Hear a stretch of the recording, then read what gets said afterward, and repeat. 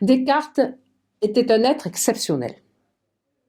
Intellectuellement, c'était un très grand mathématicien. Il a inventé la géométrie analytique, la façon d'écrire l'algèbre, par exemple. Un très grand physicien, notamment en matière d'optique, il a découvert plein de choses, et un très grand philosophe. Et un philosophe qui osait prendre des risques. Et le risque le plus important pour un philosophe, et le plus essentiel, celui de douter. Et de n'avoir pas de certitude. Comment Descartes est arrivé à l'affirmation que vous avez entendue, je pense donc je suis, cogito ergo sum.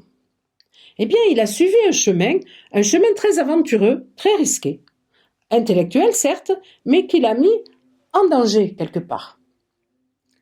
C'était donc un enfant surdoué. Il était scolarisé à l'école de la Flèche, au Prytanée militaire, où les enseignants étaient les jésuites. Et il suivit donc un enseignement scolastique, c'est-à-dire qu'on lui faisait apprendre par cœur des tonnes de livres, des tonnes d'informations, ou disons des tonnes de vérités. Puis, comme il était très doué, il s'est rapidement aperçu que certaines des choses qu'on lui apprenait par cœur, qu'on lui faisait apprendre par cœur, étaient fausses, étaient des erreurs. Et c'est le point de départ de toute sa réflexion. Cette quête de la vérité par Descartes est une véritable aventure, et il nous en fait le récit dans les méditations métaphysiques, et plus particulièrement dans la première des méditations. Je vais vous la décrire étape par étape, et vous verrez s'afficher à chacune des étapes l'extrait des méditations correspondant. Première étape, il nous dit « On m'a appris des choses fausses et on me les a données pour vraies. Moi maintenant, je veux réfléchir par moi-même et trouver la vérité par moi-même. Donc je vais douter systématiquement de tout ce dont j'arrive, de quelque façon que ce soit, à douter. » C'est ce fameux doute cartésien, un doute que tous les philosophes doivent appliquer.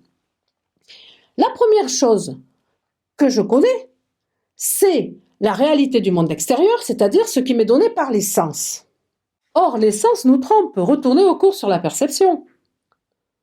Ainsi, un bâton plongé dans l'eau nous paraît cassé alors qu'il est droit. Descartes dit, je peux marcher dans la campagne, voir une tour au loin, et elle me semble ronde, lorsque je m'approche, elle est carrée.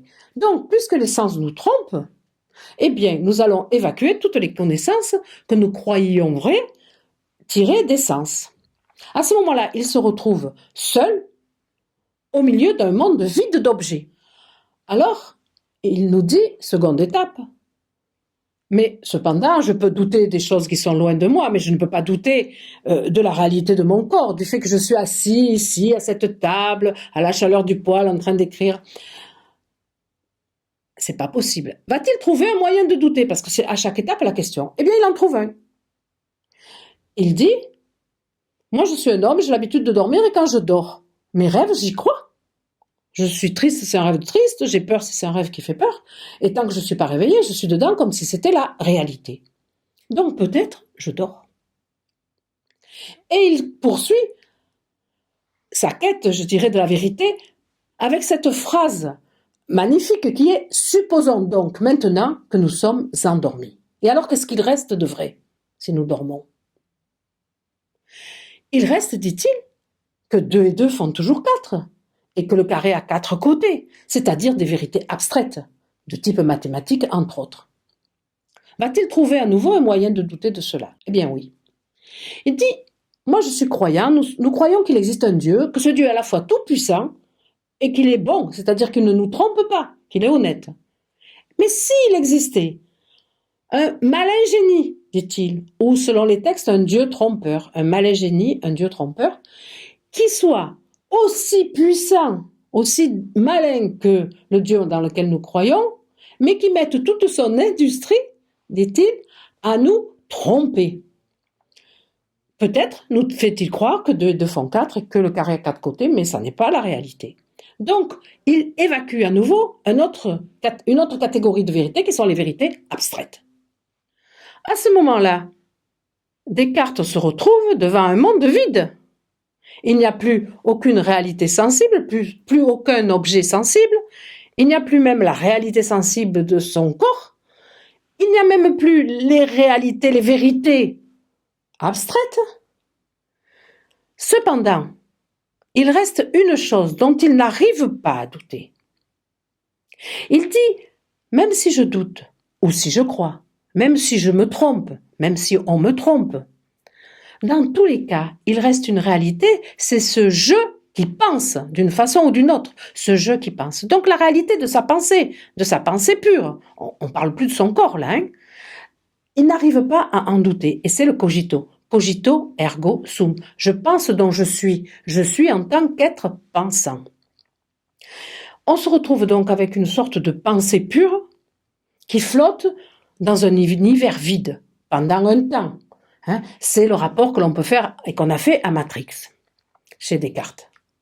Il faut savoir cependant que dans la suite des méditations, qui aujourd'hui ne nous intéressent pas directement, Descartes va récupérer la véracité du monde, aussi bien abstrait que sensible. La conscience réflexive, la conscience de soi, comme la conscience morale dont nous avons parlé précédemment, ont été données comme caractéristiques de l'être humain, caractéristiques qui le différencient, par exemple, des animaux. L'être humain serait le seul à pouvoir se saisir en tant que sujet pensant.